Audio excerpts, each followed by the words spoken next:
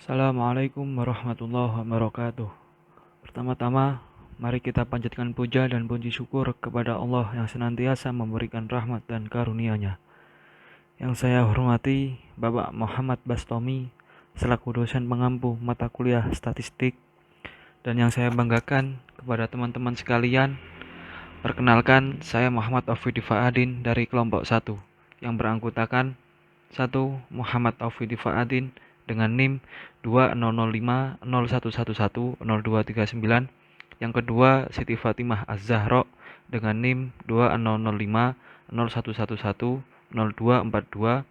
Yang ketiga, Khairul Umam dengan NIM 200501110247. Yang keempat, Ainun Rohimah dengan NIM 200501110258. Yang kelima, Muhammad Sofyan dengan NIM 200501110278. Saya perwakilan dari kelompok 1 akan membuka presentasi ini yang akan membahas tentang data. Pengertian data. Kata data merupakan bentuk jamak dari datum. Secara sederhana, data dapat diartikan sebagai keterangan-keterangan mengenai suatu hal. Data merupakan bahan mentah yang diolah dengan baik melalui berbagai analisis menjadi informasi yang kemudian dijadikan dasar untuk menarik kesimpulan. Dalam konteks statistik, data statistik adalah keterangan tentang suatu hal yang berupa angka atau bilangan dan dapat diolah dengan menggunakan statistik. Maka dapat disimpulkan bahwa statistik merupakan kumpulan data baik berupa bilangan maupun bukan bilangan yang disusun dalam tabel atau diagram yang melukiskan atau menggambarkan suatu persoalan.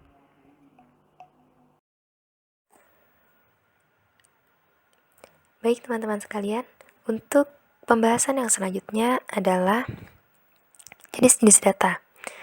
Untuk jenis-jenis data ini sendiri terbagi menjadi dua kategori. Yang pertama yaitu data kualitatif dan yang kedua adalah data kuantitatif.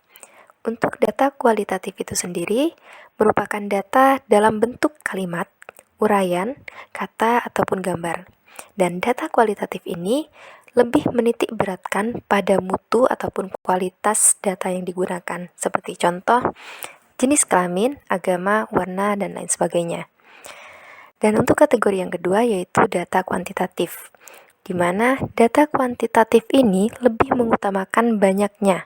Data kuantitatif adalah data yang diukur dalam bentuk angka dan memiliki karakteristik selalu berupa angka, misalnya tinggi, panjang, ataupun data hasil proses kuantitatif.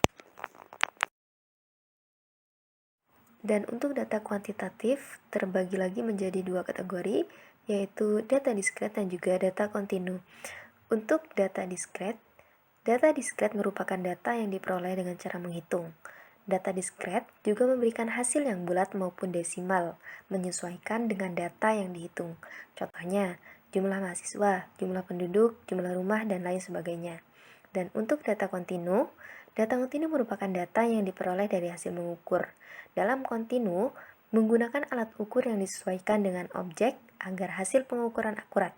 Misalnya, mengukur panjang meja menggunakan penggaris, mengukur berat badan menggunakan timbangan, mengukur kecepatan dengan menggunakan speedometer, dan lain sebagainya. Baik, selanjutnya adalah sumber data. Sumber data terbagi menjadi dua. Yang pertama adalah data primer, dan yang kedua adalah data sekunder. Apa itu data primer dan data sekunder?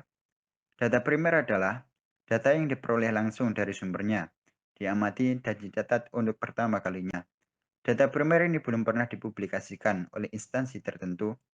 Untuk memperoleh data primer, biasanya dengan dilakukan kegiatan seperti observasi, wawancara, ataupun pengisian kuesioner. Yang kedua adalah data sekunder.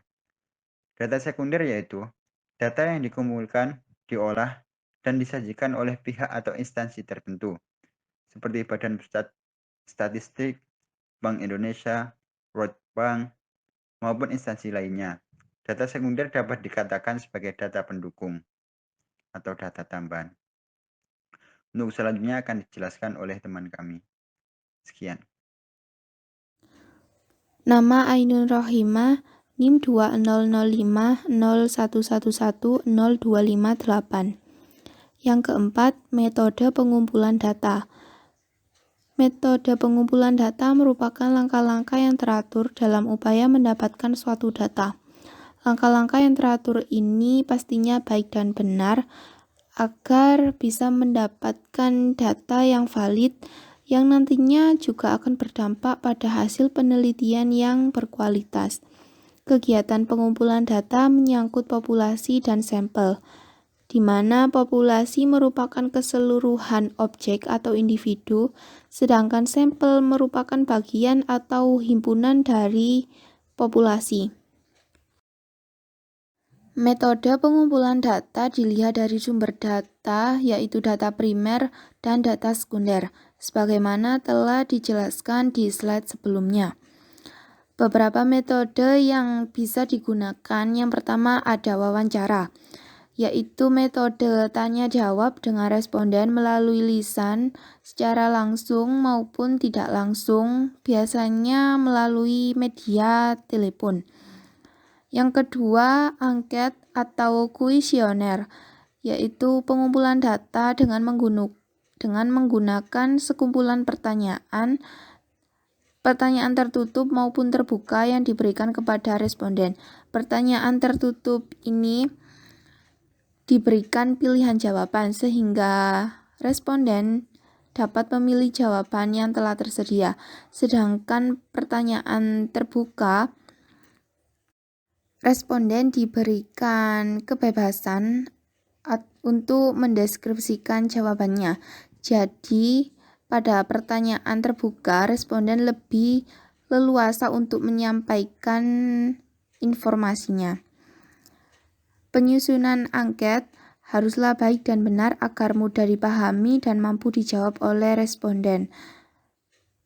Seperti menggunakan bahasa yang baik dan benar, tentunya juga sopan, dan pertanyaan tidak menghasilkan perbedaan penaksiran di antara responden yang berbeda, juga tidak menyinggung responden.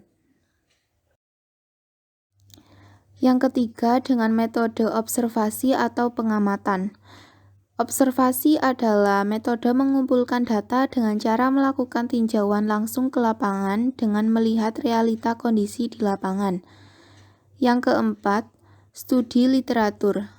Merupakan suatu cara pengumpulan data dengan cara menelusuri sebagian atau seluruh data yang telah dicatat atau dilaporkan oleh peneliti sebelumnya.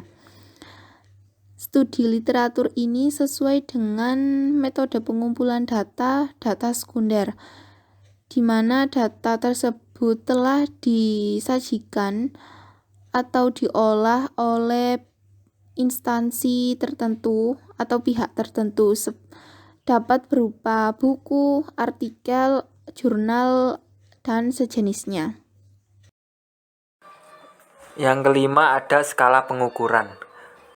Pengukuran adalah proses hal mana suatu angka atau simbol diletakkan pada karakteristik atau properti suatu stimuli sesuai dengan aturan atau prosedur yang telah ditetapkan. Ghazali 2005. Adapun menurut Sulianto, skala pengukuran digunakan untuk mendeskripsikan, membandingkan, dan menghubungkan variabel dan variabel yang lainnya. Skala pengukuran dibagi menjadi 4. Yang pertama adalah skala nominal. Skala nominal merupakan skala yang berupa objek yang ditempatkan ke dalam kategori-kategori yang mempunyai perbedaan kualitatif, bukan kuantitatif, sehingga tidak dapat diolah dengan operasi matematika. Pengidentifikasian kategori dengan menggunakan label, angka, atau skor. Label hanya berfungsi sebagai label kategori. Yang kedua ada skala ordinal.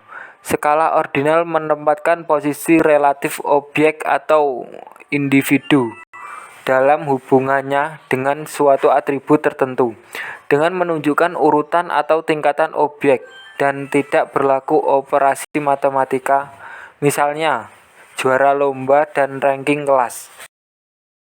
Yang ketiga ada skala interval. Skala interval adalah skala yang memberi jarak interval yang sama dari suatu titik asal yang tidak tetap. Tapi jarak tersebut bukan merupakan kelipatannya, sehingga pada skala interval juga tidak berlaku operasi matematika.